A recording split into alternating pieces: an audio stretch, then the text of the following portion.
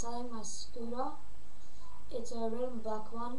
It has Mad Gear Pro wheels, black and red cubed chest grip tape. It has one piece. It's a one-piece red bar. Red Mad Gear Pro grips. It has the normal. Well, when I first got it, it was a Razor Ultra Pro Deluxe.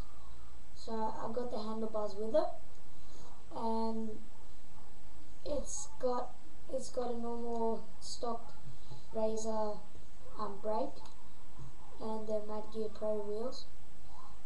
And I just need to know, I don't know how much to sell it. So if you guys would help me sell it. It's a red and black scooter, and I got the red GP wheels. Thanks.